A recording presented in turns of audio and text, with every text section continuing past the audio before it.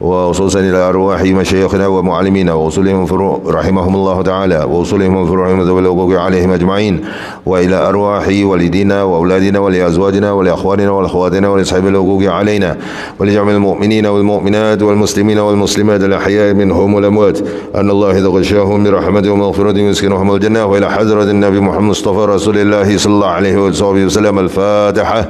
أعوذ بالله من الشيطان الرجيم. بسم الله الرحمن الرحيم. الحمد لله رب العالمين الرحمن الرحيم مالك يوم الدين. إياك نعبد وإياك نستعين اهدنا الصراط المستقيم صراط الذين أنعمت عليهم المغضوب عليهم ولا الضالين آمين. أعوذ بالله من الشيطان الرجيم. بسم الله الرحمن الرحيم. اللهم إنا نسألك علما نافعا ونسألك عملا متقبلا. اللهم زدنا علما وارزقنا فهما. اللهم فقهنا في الدين وعلمنا تعويل. اللهم فقهنا في الدين وعلمنا تعويل. اللهم فقهنا في الدين وعلمنا تعويل. رب اشرح لي صدري ويسر لي أمري واحلل عقدة من لساني يفقهوا قولي. أما بعد. الحمد لله وشكر الله والصلاة والسلام على رسول الله محمد بن عبد الله وعلى آله وصحبه وقرابته ومن والاه.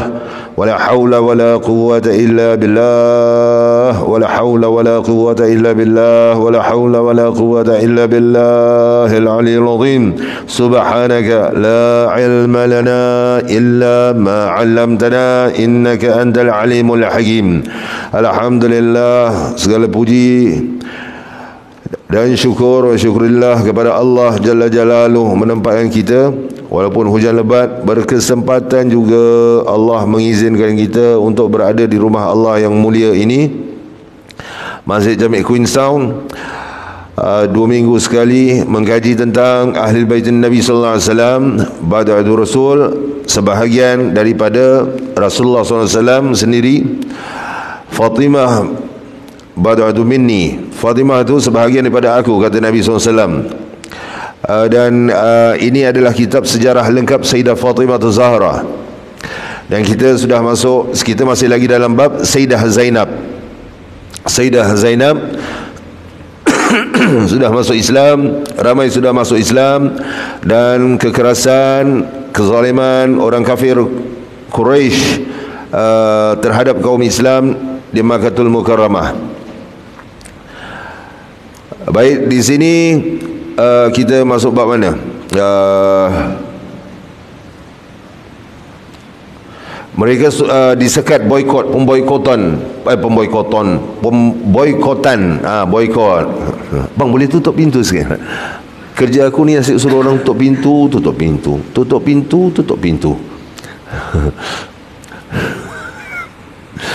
Pasal duit masyarakat, kita kena ingat. Sekali lagi saya siapa yang selalu lihat live tahulah kerja saya ni nanti tak pasal-pasal dapat title Ustaz Nizam Al-Bab. Pintu, Nizam pintu. Pasal apa? Pintu sana, pintu sini. Baik, dah buka pintu, tutup pintu sebab duit masyarakat. Baik,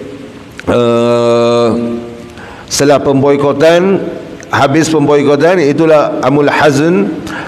Amul Hazn itu tahun kesedihan, yang mana meninggalnya Abu Talib, pakcik Nabi sallallahu alaihi wasallam. Setelah belum habis lagi sedihnya Nabi SAW, diikuti pula dengan kematian isterinya yang tercinta, Sayyidatina Khadijatul Kubra radhiyallahu anha, ibu segala orang-orang beriman. Ya, dengan kehilangan 2 tulang belakang ini, maka kaum Quraisy pun semakin berani buat aniaya dan menghalang Nabi SAW daripada menyebarkan syiar Islam. Ya, sehingga mereka menyiksa semualah pengikut Nabi Muhammad sallallahu alaihi wasallam. Nabi menyuruh mereka untuk berhijrah, hijrah ke mana? Habasyah. Habasyah ada Raja Najasyi di situ. Raja Najasyi ini, perihal Raja Najasyi adalah ahli kitab yang mana beliau beragama Nasrani, melindung para sahabat Rasulullah sallallahu alaihi wasallam. Ada juga usaha-usaha daripada tokoh-tokoh Quraisy menghantar utusan-utusan setelah mendapat tahu bahawa umat Islam ketika itu yang beriman kepada Nabi, kepada Allah dan Rasulnya, berlindung di bawah payungnya Raja Najasyi, mereka pun kafir Quraisy mengutuskan orang-orang penting yang boleh berkata-kata, pandai berkata-kata, psikologi lah begitu, untuk psycho Raja Najasyi ini. Dan adalah peristiwa-peristiwa di situ, tapi mereka tidak untuk bawa pulang ini penduduk Mekah, bawa pulang mereka ni orang jahat lah begitu begini, menyebarkan agama baru. Kemudian ditanyalah kepada orang-orang Islam ni, apa yang dibawakan oleh nabimu? Itulah yang diajar oleh kitab kami. Itulah para sahabat. Tapi Nabi dan beberapa pengikut masih lagi Sayyidina Abu Bakar As-Siddiq radhiyallahu anhu, Sayyidina Ali bin Abi Talib karamallahu wajhahu radhiyallahu anhu, dan beberapa orang sahabat yang lain radhiyallahu anhum ajma'in masih berada dalam dan beberapa sahabat yang lain masih lagi di kota Mekah, dan ada sahabat-sahabat yang lain juga berada di sana kerana berada dalam tahanan. Akhirnya yang seperti saya sebut, kaum Quraisy memutuskan untuk membunuh Nabi Muhammad sallallahu alaihi wasallam. Mereka memutuskan untuk membunuh Nabi sallallahu alaihi wasallam. Ini paling keji sekali. Sebab aib bangsa Arab ini untuk pukul curi, untuk bunuh curi. Aib. Dia nak bunuh, mereka hendak bunuh. Ada tradisi mereka depan-depan. Kalau daripada belakang hendak bunuh, nak bunuh curi itu, dia akan berkata dulu, sekarang sudah tiba masa kau. Macam itulah. Jadi orang tu sedar. Ya, jadi tidak mengaibkan, oh kau bunuh orang yang tidak berdaya. Macam itulah. Tidak pukul curi. Tapi ini dah case, desperate case. Desperate apa dalam bahasa Melayu bang? Darurat, emergency. Entahlah, desperate apalah. Ada kes terpaksa lah. Ada kes terpaksa. Mereka nak bunuh juga. Mereka ni, Arab ni dulu second class citizen. Yahudi ni betul-betul kata, nanti kau tunggu kedatangan Nabi kami. Mereka yakin bahawa Nabi mereka itu adalah dari golongan Yahudi, Bani Israel, tapi tidak, daripada golongan Arab. Jadi orang Arab ni dianggap second class citizen. Second class pun, tapi perangai first class. Tidak pukul curi. Allah nak pelihara bangsa Arab ni sebenarnya. Kita lihat di sini. Kita tengok satu bab ni sebenarnya. Mereka memutuskan untuk membunuh Nabi, tapi gagal kan. Jikalau mereka berjaya membunuh Nabi sallallahu alaihi wasallam, kita lihat dalam satu bab yang lain, bukan bab zahir, bab yang lagi satu. Kaum Arab ini tidak akan sesekali dihormati kerana mereka sama dengan Yahudi. Apakah kaum Yahudi ini, mereka ini popular, terkenal dengan apa? Sifat apa? Bunuh nabi-nabi. Nabi mereka sendiri mereka nak bunuh. Nabi Isa alaihissalam nak dibunuh. Nabi Isa alaihissalam nak dibunuh. Tapi digantikan wajah pengkhianat tu kepada wajah Nabi Isa alaihissalam. Itulah di-crucify tu. Digantikan wajah tu. Nabi Isa alaihissalam ada dalam surah An-Nisa. Hari itu saya pun terlupa. Kawan saya diingatkan lah. Kawan saya diingatkan tentang surah An-Nisa ini. Nabi Isa alaihissalam diangkat kepada Allah. Ada tafsiran daripada Ibn Kathir dan bagai-bagai lagi. Sebab ada baru-baru ini ada orang keluar, orang Islam sekarang percaya pada crucifixion pula. Ya Allah, na'udzubillah min dzalik. Yang di-crucify itu sebenarnya betul Nabi Isa alaihissalam. Sebab begitu begini. Bukan orang Islam di sini tau, orang Islam di luar negara. Ya Allah, apa nak jadi? Jadi mereka memutuskan untuk membunuh Rasulullah SAW. Nabi SAW suruh siapa ganti tempat Nabi? Nabi SAW kata, Ali ganti tempat aku, tempat tidur Nabi SAW. Ini kira kan dah kes paling jijik sekali lah. Tak ada moral langsung. Kerana apa? Di Madinah ataupun di Mekah, saya lupa riwayat itu, Nabi SAW sedang berehat di bawah pohon. Kemudian ada seorang lelaki datang. Mereka sudah berkomplot untuk membunuh Nabi. Orang ni pun datanglah dengan begitu bersemangat sekali. Lihat Nabi di situ, sekali pergi pada Nabi, Dia kata apa? Sekarang siapa yang boleh menyelamatkan kau daripada pedang aku ni? Maksudnya tu Nabi lihat pusing ini. Bila kita baca riwayat-riwayat begini, kita ambil iktibar, ibrah, bukan cerita tu saja. Kita jadilah orang-orang yang berfikir di sebalik itu, out of the box, tapi bersandarkan nas-nas, jangan syok sendiri, ilham-ilham yang tidak berpandukan dalil Al-Quran apa semua, tidak berpandukan daripada ijma' ulama, tidak berpandukan pada hadis Rasulullah SAW. Kena lihat Nabi pusing begini je. Kalau kita macam terperanjat kan. Dari sini kita lihat para awliya Allah. Allah sebut apa? Ala inna awliya Allah, ketahuilah sesungguhnya para wali-wali Allah, teman-teman Allah, pembantu-pembantu Allah. Allah tidak perlukan membantu, tapi ni orang dah dekat dengan Allah lah, geng dengan Allah. La khawfun alaihim walahum yahzanun. Tidak ada ketakutan pada diri mereka dan tidak ada kesedihan tentang hal-hal dunia. Jadi kita lihat Nabi pusing Allah saja. Di sini kita belajar iktibar, ibrahnya apa pelajarannya. Wali-wali Allah ni ada cerita juga. Orang datang, murid datang, murid perlu beradab dengan guru. Jangan daripada belakang kau main sergap aja, walaupun nak beri salam macam excited jumpa ustaz, ataupun excited jumpa syekh, jumpa maulana, jumpa habib, guru-guru itu. Daripada belakang, Assalamualaikum ustaz. Daripada belakang itu. Kalau ustaz kata, oh bocor kan. Tapi ustaz ini, seorang ustaz ni dia habib juga, yang disembunyikan. Orang ramai fikir dia ustaz biasa je, sebenarnya dia habib juga. Dia pusing, Assalamualaikum ustaz. Dia pusing begini, seluruh badan mengikut sunnah Nabi. Dia tidak terperanjat pun, tidak, macam pusing aja. Waalaikumsalam warahmatullahi. Menunjukkan apa? Orang yang terperanjat ini masih ada dosa. Masih ada dosa. Kita kalau sekejap je terperanjat, sekejap je terperanjat masih ada dosa. Sebab apa? Ada lagi ketakutan kepada keduniaan ini. Ya, jadi itu Nabi SAW sebab apa? Allah terus menggigil tangan dia, jatuh pedang tu. Kemudian Nabi buat apa?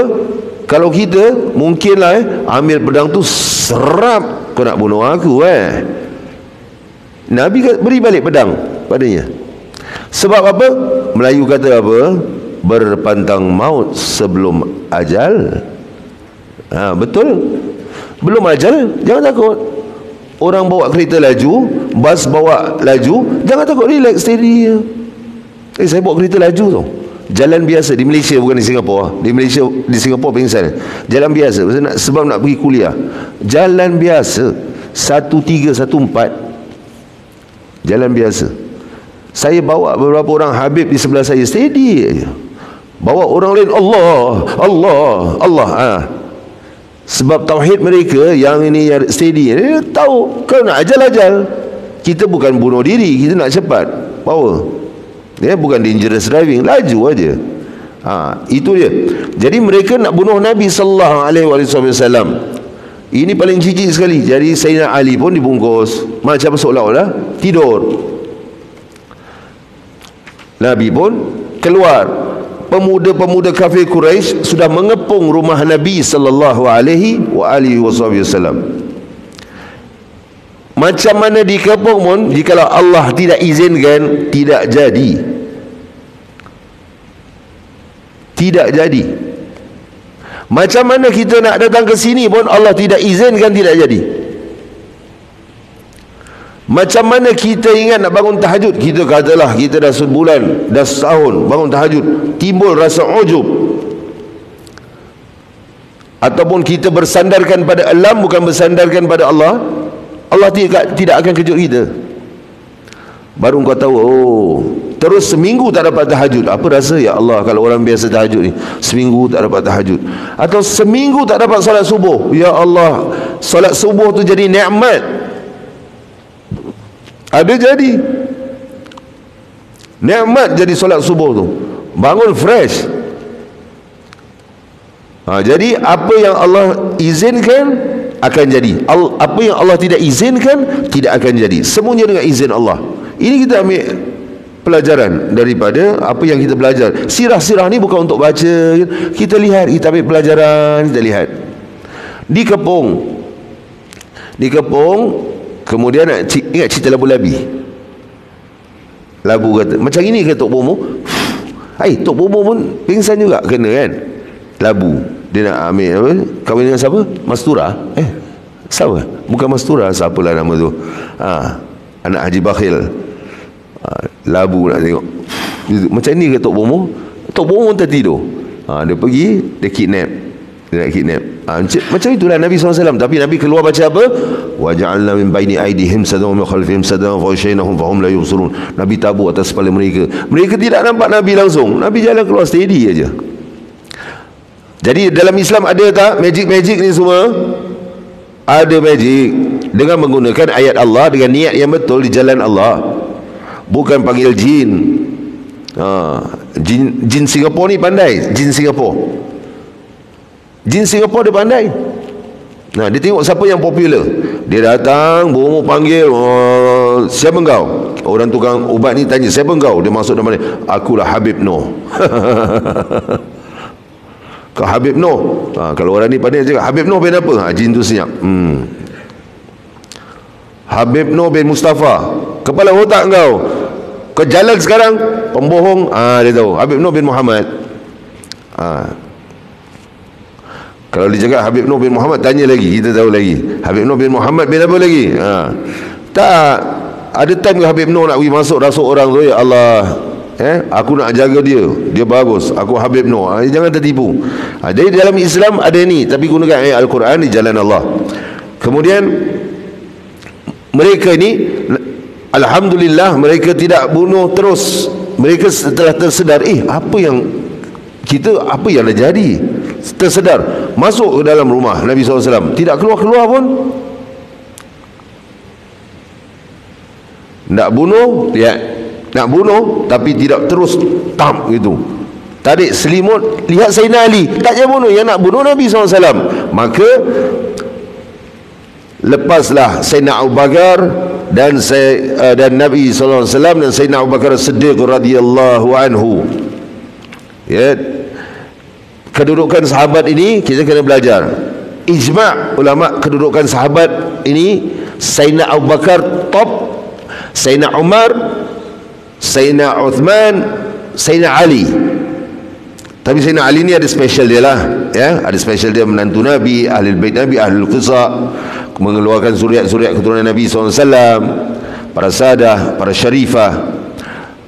Jadi yang lain itu, yang 10 orang itu semua itu ada khilaf lah, kedudukan mereka itu. Kemudian ni masih bab Zainab. Zainab pun sudah mendengar berita yang tersebar di Mekah bahawa kaum Quraisy mengejar Nabi Muhammad sallallahu alaihi wasallam dan sahabat setianya Abu Bakar Siddiq radhiyallahu anhu yang telah lari dari Mekah dengan senyap-senyap. Sudah lari. Zainab pun merasa sangat risau. Bapanya itu dikejar oleh kaum Quraisy yang penuh dendam terhadap bapanya. Dendam sangat. Dendam. Nabi dan Sayyidina Abu Bakar As-Siddiq pergi ke mana? Gua apa? Untuk berlindung. Ke gua mana? Gua Thur. Sarang labah-labah bukan? Labah-labah. Mereka lihat, mereka kata mereka dapat kejar. Itulah yang Sayyidina Abu Bakar seperti takut. Takut bukan kerana nyawa Sayyidina Abu Bakar Siddiq. Sayyidina Abu Bakar ni dia takut, dia menangis ataupun begitulah, sedih. Kerana apa? Takut keselamatan Nabi sallallahu alaihi wasallam. Yang dicari bukan Sayyidina Abu Bakar Siddiq, yang dicari Nabi sallallahu alaihi wasallam. Sayyidina Abu Bakar ini sedih, takut. Dan Nabi kata apa? Itulah turun ayat apa? La tahzan, innallaha ma'ana. Janganlah kau bersedih. Maksudnya, wahai Abu Bakar, sesungguhnya Allah bersama kita. Itu dia. Sayyidina Abu Bakar As-Siddiq ni, ya Allah, saya cerita pasal gua dululah pasal dia masuk bab Zainab, kita ceritalah apa yang sepatutnya. Bagaimana Nabi SAW boleh masuk dalam gua yang gelap gelita, tiba-tiba ada labah-labah. Orang kata mukjizat, labah-labah.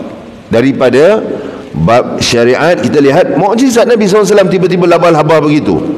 Kajian saintis Jerman, tidak silap saya saintis Jerman ini juga masuk Islam.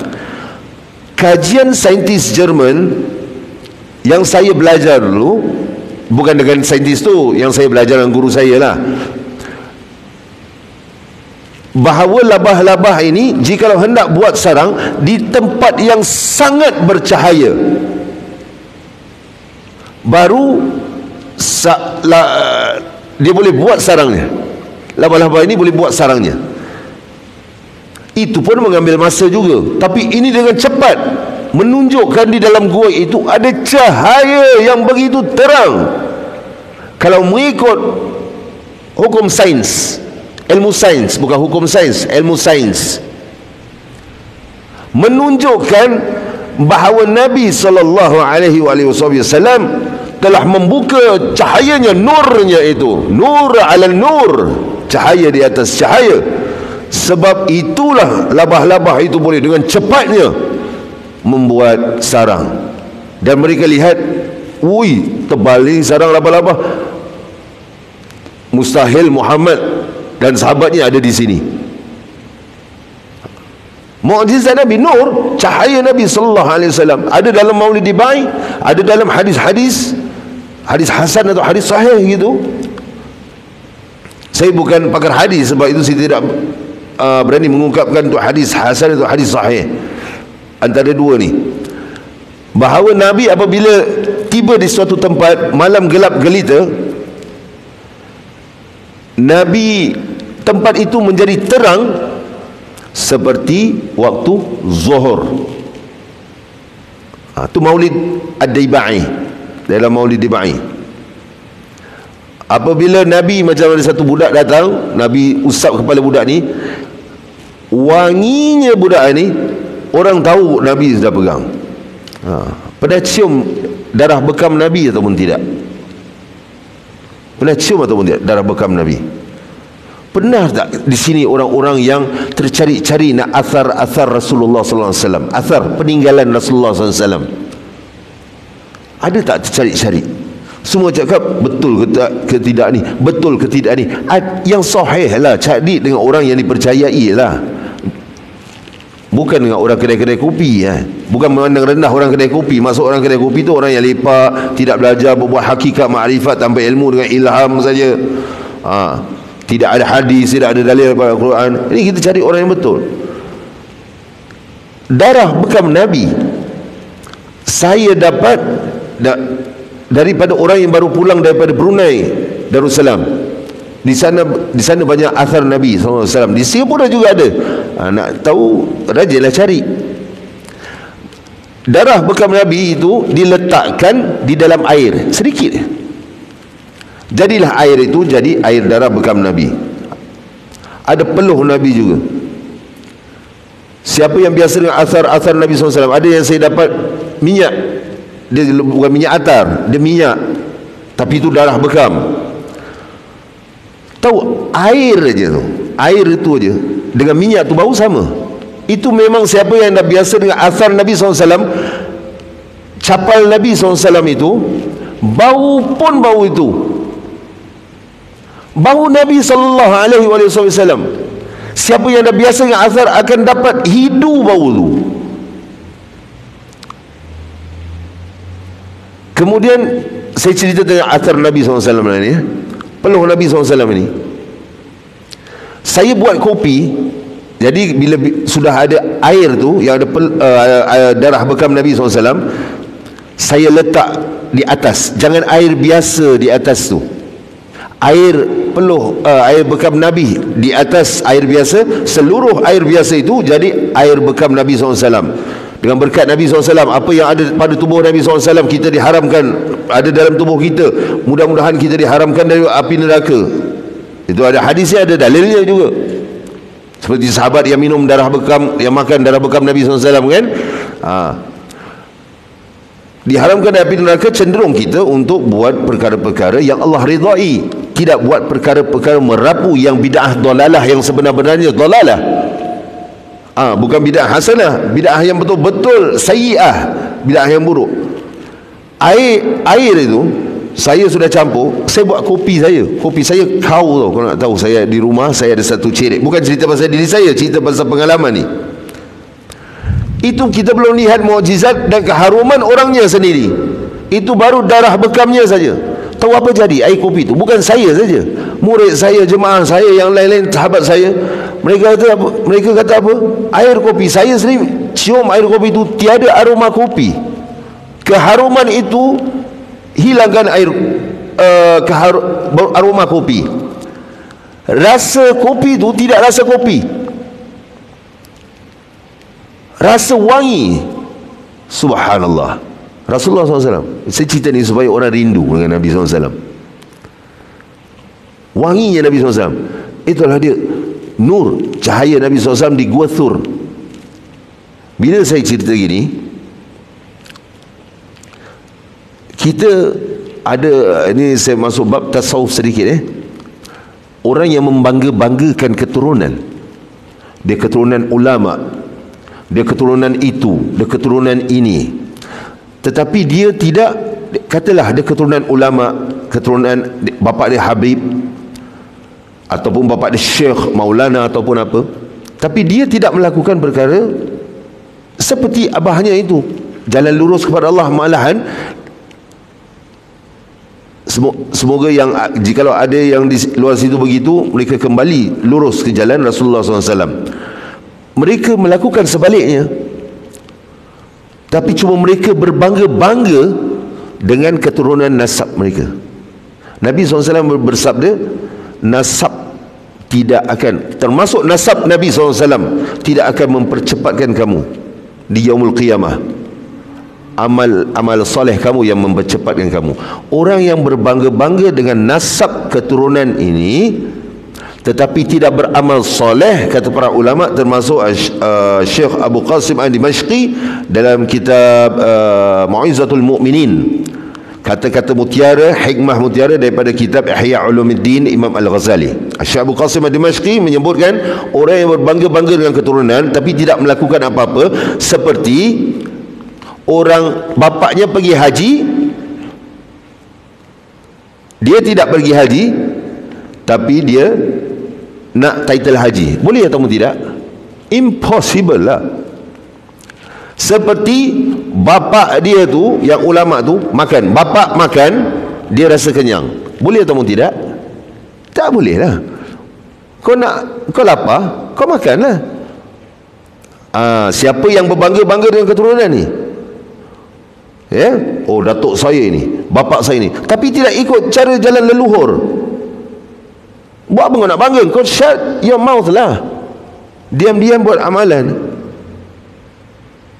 Seperti, kalau sekali lagi saya sebut, orang yang berbangga-bangga ini tapi tidak mengikut jalan lurus seperti datuk-datuk mereka, bapa mereka, maka seolah-olah seperti bapa mereka makan, mereka rasa kenyang. Impossible ke possible? Abang Mail, simple question. Ni macam highway code Malaysia punya, paling senang sekali. Tak boleh lah kan? Highway code Malaysia betul. Saya lesen Malaysia, ambil highway code. Saya cakap ini nak bodoh-bodohkan aku ke dia ingat aku bodoh ni? Soalannya, contoh soalan Malaysia saya kasih orang Singapura, highway code Malaysia yang saya ambil lah. Memang nak kasih orang pas lah sana. Memang sana murah hati lah Malaysia nak kasih lesen. Dia komputer, dia tanya, jikalau memandu, ni kita selingan sedikit supaya tidak stres sangat. Jikalau memandu di kawasan sekolah, apakah anda memecut laju? Pertama. Yang kedua, apakah anda mencari lori aiskrim? Lah pula, itu yang saya ingat lah. Ada 4, lagi satu saya lupa, atau 3. Yang lagi satu, apakah anda berhati membelahankan kenderaan dan berhati-hati? Mestilah membelahankan kenderaan dan berhati-hati kan? Takkan memecut. tempat sekolah, cari lori aiskrim tu. Aku sampai sekarang tak boleh brain. Tempat sekolah memandu cari lori aiskrim, highway code. Selain ni biar betul ni soalan ni. Ini nak test IQ aku ke? Siapa tak boleh pas highway code Malaysia memang korang, ya Allah, aku tak tahu nak cakap apalah. Budak sekolah rendah pun boleh jawab lah. Jadi tadi siapa? Itu dia bau Nabi SAW. Ini nak cerita pasal Sayyidina Abu Bakar Siddiq. Saya dah bawa cerita pasal bau Nabi, jadi semua dapat bayangkan. Sebab saya pengalaman. Bila pengalaman, dia datang daripada hati. Sebab itu, jikalau orang yang mengajar ni tidak mengamalkan, adab nak mengajar atau menyampaikan sesuatu itu, dia kena amalkan dulu. Jadi dia bila sudah mengamalkan, dia datang daripada hati. Daripada hati terus ke hati. Itu kata Imam Ghazali dalam kitab Mukhtasar Ihya Ulumuddin. Jikalau daripada luar, dia sampai ke halwa telinga saja, tidak. Sayyidina Abu Bakar Siddiq ni pasal tadi makan. Orang lain makan apa? Kecintaannya, kita boleh jadi itu? Of course tidak boleh, impossible kan. Kecintaan Sayyidina Abu Bakar Siddiq pada Nabi sallallahu alaihi wasallam, pernah dengar ataupun tidak? Sedang dahaga, sedang apa? Dia melihat Nabi SAW minum air kambing, susu kambing. Dia melihat Nabi SAW minum, dia hilang haus dia, dahaga dia hilang. Kita boleh gitu tak dengan best friend kita? Dengan isteri kita boleh gitu tak cinta kita? Kita tengah haus ni, yang air siap bang, air minum, cepatlah sikit. Ada tak macam tu? Ataupun kita tengok dia minum, hilang dahaga aku. Ada tak cinta kita macam pada isteri kita gitu apa? Pada best friend, pada ibu, pada bapa. Sayyidina Abu Bakar Siddiq begitu. Hilang dahaga dia melihat Nabi, hilang dahaga. Dia tidak minum pun. Cinta kita pada Nabi macam Sayyidina Abu Bakar Siddiq ke? Sebab tu selawatlah. Kalau tak boleh sampai cinta macam tu pun selawatlah. Dalam itu ada menyatakan dalam Gua Thur tu ada kisah ajaib. Ada ulama hadis mengatakan itu hadis palsu. Ada ulama hadis menyatakan hadis dhaif. Tapi cerita ni masyhur, bahawa ular ini sudah menunggu begitu lama sekali untuk melihat Nabi akhir zaman. Saya ceritakan sajalah untuk iktibar, kerana jikalau hadis ini hadis dhaif, sedangkan cerita Israeliat kita jangan ambil bulat-bulat dan kita jangan tolak bulat-bulat. Ini kan khilaf antara ulama hadis. Tapi untuk menambahkan rasa cinta, ular ini sudah tahu akan timbul Nabi akhir zaman. Dia sudah diberitahu bahawa Nabi Muhammad SAW ada dalam gua itu. Dan Sayyidina Abu Bakar sedang duduk di sini. Sayyidina Abu Bakar tutup lubang itu, dan Nabi sedang tidur di atas pangkuannya. Ular ini keluar, ular ini patuk dia. Sayyidina Abu Bakar tahan, tidak mahu kejutkan Nabi, tahan. Menitis saya mata kerana Nabi. Ya Abu Bakar, kau nangis, kenapa kau nangis? Ya Rasulullah SAW, tidak ya Rasulullah, ada ular ni patuk aku tidak mahu mengejutkan kau daripada tidur. Nabi bangun, Nabi lihat, Nabi baca-baca kasih baiklah. Kemudian ular itu lihat Nabi SAW. Ular rindu dengan Nabi. Sebab itu saya sebut lagi, kita tak nak ke tidak jumpa Nabi pun, cari asar-asar Nabi SAW. Cari asar-asar Nabi SAW. Itu cinta Sayyidina Abu Bakar Siddiq pada Rasulullah SAW. Sebab itu dia yang top sekali. Sebab itu dia top sekali. Zainab yang risau, selepas itu hatinya kembali tenang apabila mendengar ayahnya telah tiba di Madinah dengan selamat. Dia ada 2 bai'ah musim haji, bai'ah. Masa itu ada perjanjian Hudaibiyah kan, ada dilanggar kan. Perjanjian itu seolah-olah Sayyidina Umar Al-Khattab radhiyallahu anhu atau apa tidak berpuas hati, seolah-olah berat sebelah. Tetapi Nabi mengetahui, Nabi tahu. Berpusu-pusu orang masuk Islam, orang daripada luar kota Makkah datang pada Nabi dan bertanya. Kemudian mereka mau berbai'ah pada Nabi, mereka pulang ke Madinah. Nabi sudah ada pengikut yang sedang menunggu di Madinah. Mereka di sana pulang menceritakan tentang agama yang dibawa Rasulullah SAW, iaitu agama Islam, dengan akhlaknya, dengan adab dan akhlaknya, dengan adilnya hukum Islam ini, dengan Tuhan yang satu, dengan yang kaya dan yang miskin sama rata, tidak kira bangsa, tidak kira pangkat, tidak kira nasab keluarga. Yang mulia akramakum, yang mulia di antara kamu di sisi Allah apa? Atqakum, yang paling bertakwa. Kau anak raja, kau anak siapa, tapi engkau tidak bertakwa, orang lain bertakwa, orang lain lebih mulia daripada engkau. Mereka menunggu-nunggu di atas pohon-pohon kurma, mencari-cari di mana Rasulullah sallallahu alaihi wasallam, mencari-cari mana Rasulullah sallallahu alaihi wasallam. Ada saja macam mereka pun tunggu. Berapa hari mereka tunggu. Bila lihat Nabi SAW, Nabi di atas kuda atau keldai,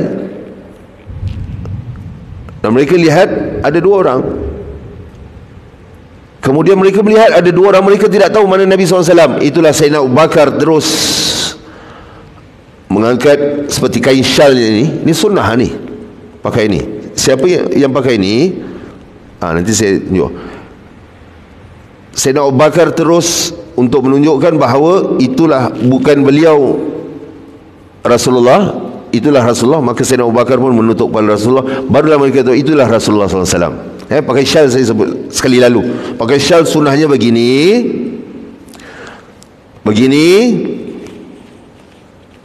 biasa begini, ataupun begini.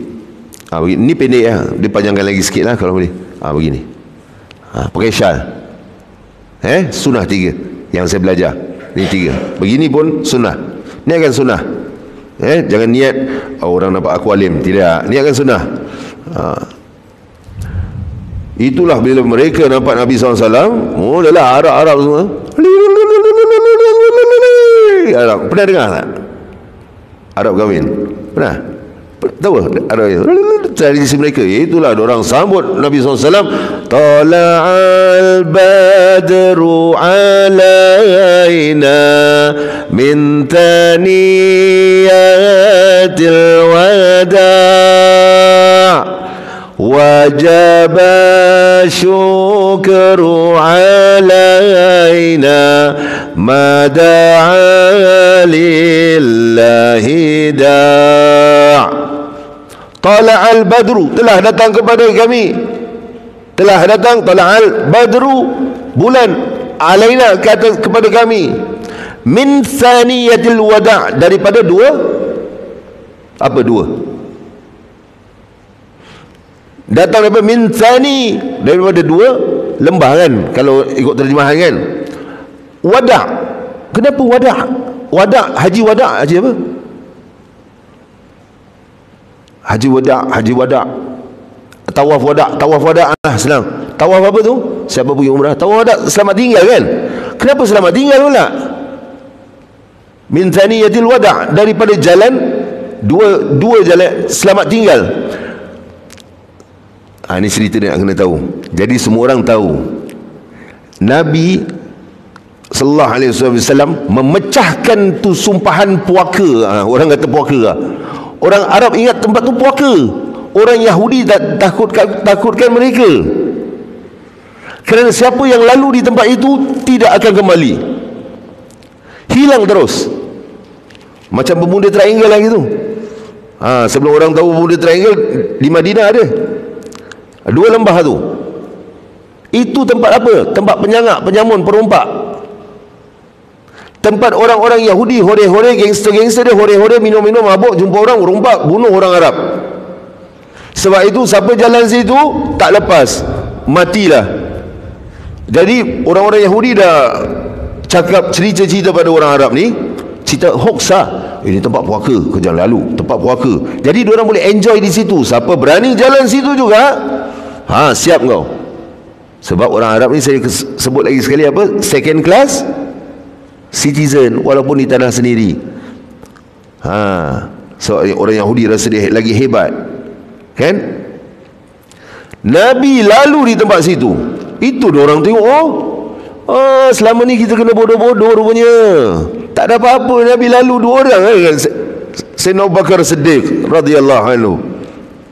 Tala'al badru alaina min thaniyatil wada', daripada 2 tempat, 2 lembah tu yang perpisahan. Wada', tempat yang dikatakan puaka tu, Nabi lalu di situ. Tidak ada puakanya dalam Islam. Itu yang sering saya sebut dalam kuliah. Apa korang nak takut ni pocong-pocong? Apa pocong boleh buat? Nampak pocong? Pocong. Pocong ni macam sugus. Tahu sugus? Sugus korang buat apa? Makan lah. Yang korang buat sugus tu, makan kita buat apa? Paling banyak dia boleh lompat. Jangan kita sombong pula. Tapi kalau dia datang, dia menjolokkan diri depan kita, paling banyak dia lompat. Kau datang sini, tak aku rembat kau, aku terajang kau. Nasib tak baik, aku telanjangkan kau. Terlompat-lompat kau cari kain baru nanti. Apa nak takut pocong? Pontianak, apa dia boleh buat Pontianak? Saya nak tanya, di London ada tak Pontianak? Dengan cerita Pontianak, pocong? Tidak ada kan? Di sini kan? Sebab orang sini terlalu itu kan? Dia nak test keimanan kita. Jangan takut. Itu Nabi SAW lalu di tempat situ, pecahkan cerita tu. Jadi ini bukan tempat puaka. Korang selama ni diperbodohkan. Min thaniyatil wada' wajib syukru alaina, dan wajib kami bersyukur, dan wajib kami ni bersyukur. Mada'a lillahi da, selagi ada orang yang mengajak kami berdakwah menuju kepada Allah, mereka sangat gembira. Selamatlah Nabi sampai ke Madinatul Munawwarah. Tidak berapa lama selepas itu, ada utusan dari Madinah datang supaya membawa kedua adiknya, adik Sayyidah Zainab. Siapa? Ummu Kulthum dan Fatimah. Ya, Zainab, Ruqayyah, Ummu Kulthum dan Fatimah. 4. Fatimah paling bongsu. Dan adik-adik, sementara Ruqayyah dan adik-adiknya yang lain sudah berhijrah terlebih dahulu. Maka tinggallah Zainab di rumah Abul As di kota Mekah. Abul As itu suaminya, kerana pada waktu itu hukum Islam, syariat Islam belum mewajibkan mereka berpisah disebabkan agama yang berbeza. Itu dia. Jadi itu saya banyak juga informasi. Boleh faham ya? Boleh manfaatkan. Carilah asal-asal Nabi, banyakkanlah berselawat ke atas Nabi sallallahu alaihi wasallam. Kita orang-orang yang berselawat kepada Nabi SAW ni orang yang cerdas akalnya. Ahlunuha,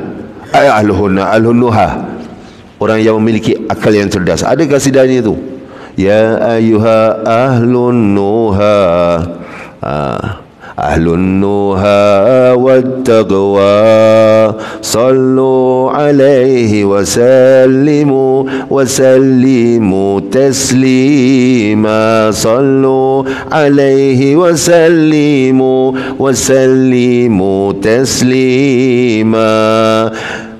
Itu ya qawiyan jahid wa azim ta'zima. Itu ada kasidahnya.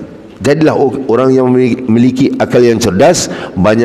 Lebih banyakkanlah berselawat kepada Nabi SAW, supaya hati kita senantiasa terpaut pada Nabi SAW, ya, dan kita mengikut jejak langkah Nabi SAW. Cari asar-asar Nabi dari sumber yang betul. Saya buka ruang untuk sesiapa yang nak tahu mana asar-asar Nabi, nakkan asar-asar Nabi, free pun. Benda free pun, bukan jual. Free pun. Asar Nabi, saya tahu di mana. Kalau nak tahu, tanyalah saya, insya-Allah. Ya, kalau nak tahu orang-orang di masjid ni, orang di masjid, orang yang live, tak apa, siapa yang ada nombor telefon tu, bolehlah telefon saya. Mereka tahulah saya ada asar-asar. Setiap perlu saya sebutlah asar apa, nanti timbulkan fitnah pula. Tapi memang sahih, memang dapat daripada Brunei Darussalam, saya dapat air apa semua. Jadi untuk menambahkan kecintaan pada Nabi SAW, tidak lain tidak bukan supaya sebahagian daripada Nabi SAW itu ada dalam tubuh badan kita, supaya kita dapat pandangan daripada Allah dan Rasulullah SAW. Dan Alhamdulillah Allah menggerakkan kita dalam hujan lebat ini pun dapat juga belajar tentang Ahlul Bait Nabi SAW, Sayyidah Zainab, Sayyidah Fatimah, dan juga bapa mereka, Nabi SAW, dan juga Sayyidina Abu Bakar As-Siddiq radhiyallahu anhu. Ya, mudah-mudahan ada manfaatnya.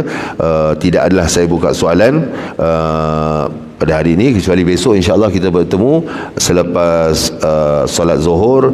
Ada kuliah tasawuf bersandarkan daripada kitab karangan Al-Habib Abdullah bin Ali bin Muhammad Al-Haddad radhiyallahu anhu wa rahimahullah taala, iaitu kitab Risalah Adab Sulukil Murid, kuliah tasawuf untuk membersihkan hati. Insya-Allah kita berjumpa besok. Jikalau tidak, insya-Allah kita jumpa pada hari Sabtu kuliah fiqh, kuliah maghrib, kitab fiqh manhaji, baru buka kitab tu. Jadi rajin-rajinlah datang. Rasulullah SAW telah bersabda, Nabi SAW, man talabal ilm, siapa yang menuntut ilmu, takafalallahu birizqihi, Allah akan mencukupkan dengan rezekinya. Allah Ar-Razzaq. Jadi orang yang menuntut ilmu, keluar masjid menuntut ilmu tidaklah sama dengan orang yang keluar office di bandar-bandar sana. Keluar masjid menuntut ilmu, orang muka tidak berserabut, keluar office muka selalu berserabut. Jadi rajin-rajinlah di majlis taman-taman syurga, ya. Kita akhiri dengan tasbih kafarah surah Al-Asr dan doa. Bismillahirrahmanirrahim. Subhanakallahumma wa bihamdika asyhadu an la ilaha illa anta astaghfiruka wa atubu ilaik. Bismillahirrahmanirrahim. Wal 'asr innal insana lafi khusr illa alladhina amanu wa 'amilus salihati wa tawassaw bil haqqi wa tawassaw bis sabr. Bismillahirrahmanirrahim. Allahumma barik Allahumma tahhir qulubana minan nifaq wal riya wal kibr wa hassin furujana minal fawahish. Allahumma zidna fi qulubina bi mahabbati Rasulillah sallallahu alaihi wa sallam. Allahumma arzuqna bi ma'rifatik ya Allah. Allahumma barik lana fi Rajab wa Sya'ban wa ballaghna Ramadan. Allahumma barik lana fi Rajab wa Sya'ban wa ballaghna Ramadan. Allahumma barik lana fi Rajab wa Sya'ban wa ballaghna Ramadan waj'alna min zuwam wa ghawam. Rabbana atina fid dunya hasanatan wa fil akhirati hasanatan wa qina adhaban nar. Rabbana taqabbal minna innaka antas samiul alim wa tub alaina innaka antat tawwabur rahim. La ilaha illa anta subhanaka inna kunna minaz zalimin. Wa sallallahu alaihi wasallam Muhammad wa alihi washabihi ajma'in. Alhamdulillah rabbil alamin. Taqabbalallahu minna wa minkum. Assalamu alaikum warahmatullahi wabarakatuh.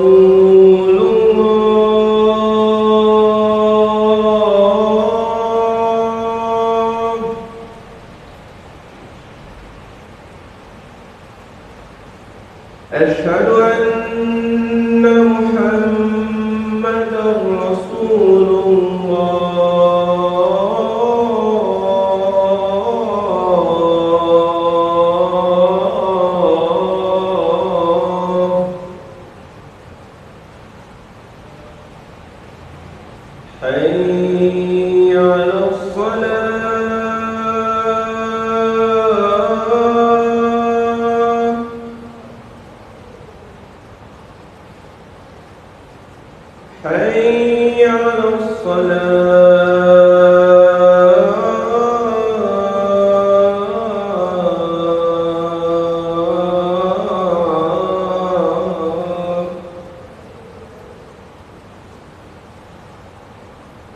حي على الفلاح.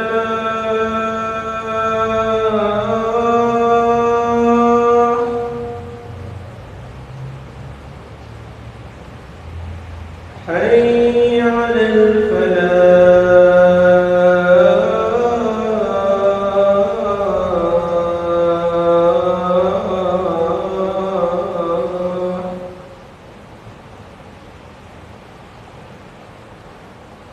الله أكبر الله أكبر. لا